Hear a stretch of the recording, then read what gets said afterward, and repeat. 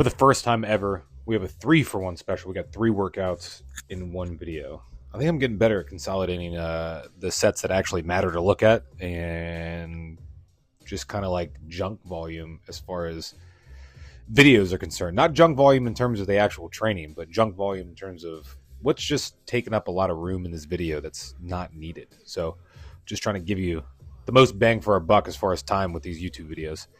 So this was, I kind of had a weird week last week. So this was obviously last week because I'm just posting it today on the 16th. So this was the 11th, 12th, and 13th. I've had just some pretty consistent weeks of pretty, I don't want to say bad training, but just hasn't felt great. I've been super tired probably the past month between that ice storm that we had and then getting the flu and all that kind of stuff. So it's just kind of got me out of schedule. I mean, you know, as always, I'm always training consistently. It just feels like the past month, no session has really been that dialed in. I mean, I think there's been like 1 or 2, but for the most part, they just have not been dialed in. And, you know, that just kind of goes with the territory. I mean, you train long enough, there's just going to be ebbs and flows of training. There's just going to be extended period of times where you may not feel great. And I know there's always going to be people who are like, oh, that's you're probably not recovering well. You're probably not sleeping well. You're probably not. It's like, yeah, no shit. Like, that's just kind of the way it is. Like, you know, most of us don't live in a vacuum where all we do is train and eat. Like, as I've said in many videos, I'm a full-time high school strength coach. I teach weight training classes for my high school kids. I own an online business. I do contracting work for another personal training business. I own a home, got a mortgage, got 2 kids, getting ready to start coaching their flag football teams.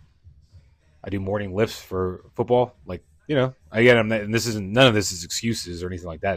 It just is what it is. So there's just always going to be, you know, some shit that kind of gets in the way and takes up the bandwidth of recovery and how good sessions are. But, you know, the point is you got to let the work do the work. It's not always about, you know, trying to push numbers up all the time like that.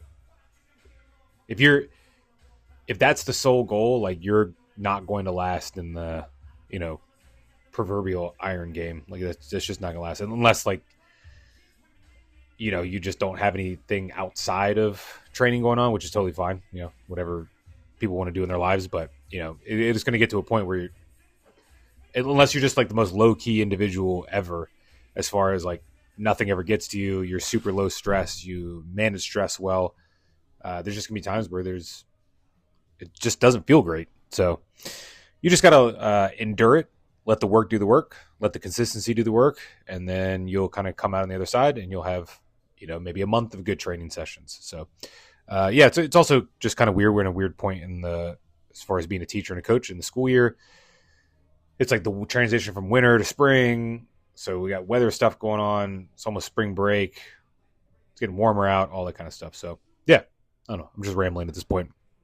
I only ramble because I just think people get into the flow of exercise and they think it's just going to be good or great all the time. And I just don't think that's the case. I don't think it's a matter of programming. I don't think it's a matter of, you know, I'm not doing this recovery modality. I'm not doing this exercise. I'm not doing sauna or cold plunge. I think it's just a matter of, like, that's just life. Like, just you figure out a way to deal with it and you just keep pushing forward, or you don't. Anyway, before I forget, here's some Spoto presses. I added some Spoto presses in just to get some heavier pressing in at some higher volumes. I haven't done Spoto presses in a long time, so they were fun to do. Highly recommend, especially if you don't have any boards. This is one of my many days of doing dumbbell pressing. Like I said, I'm usually alternating back and forth between incline pressing and dumbbell pressing. The goal with this is to build frequency of the pressing movement. So if we think about this in terms of like a sports skill acquisition context, I'm just trying to practice the skill of pressing. So we think about basketball, like, you know, you have live dribbling drills, you have ball handling drills, you have pickup games. Like, so there's different like spaces where you're applying the dribbling concept. But depending on, you know, what you're doing practice wise, all of these things transfer over to the main sport of basketball. So, you know, I think it's would behoove people to look at a lot of these exercises in terms of like skill acquisition. So if you're dumbbell pressing, is it highly the most specific thing you can do to bench pressing? No, but it's still a good way to push the needle forward as far as skill acquisition. It gives you more frequency, more touches, things like that. It's an alternative to benching with a barbell. So, if your shoulders are achy, your elbows are achy, like again, but you still want to get into practice, quote unquote practice, even though we're looking at this as building strength and hypertrophy. It's just a good thing to do. I got my Jefferson. If you look at the previous video, so previous video I was doing my barbell Bulgarian split squats. I'm going to start pushing those a bit harder.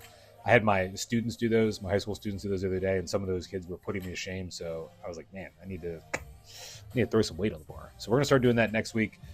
These Jefferson RDLs, as I like to call them, I really like these, as I've said in other videos, but man, it just fires up my hamstrings, glutes, and lower back. So I'm standing on 3 mats with these. I think I'm going to try and really push these, see what I can do. I saw a funny meme where someone was like, when you no longer get stronger in normal exercises, you start doing weird shit. So maybe that's me. Maybe that's where I'm at. I don't know. But I like all these, the single leg exercise, Bulgarian split squats, the lateral squats with a barbell, the Jefferson RDLs. It just honestly, like I said, makes me feel a lot better getting into the barbell. So I don't know. Maybe it's what the kids call cope. Have no idea, but I am enjoying them. It's making my main lifts feel so much better. So I was running out of time, and also this was just a session where I just, mine wasn't right. Mine wasn't in it. So I did triples at 245 for my front squat and treated this like cluster sets. So I took a short break with the front squat, and then I went into a deficit sumo deadlift. There was really no rhyme or reason to this. It's just, what I had written down in the logbook was just not something that was going to happen. It wasn't going to happen well. Me working up to singles was not going to happen well. Doing traditional cluster sets was not going to go well. I just knew it wasn't going to go well. So, we called an audible, 245 front squats to 275 deficit sumo deadlifts on 3 mats each. Like, I'm happy with that, all things considered. So like, subscribe, comment. Hopefully you guys are doing well. Hopefully you're enjoying the videos.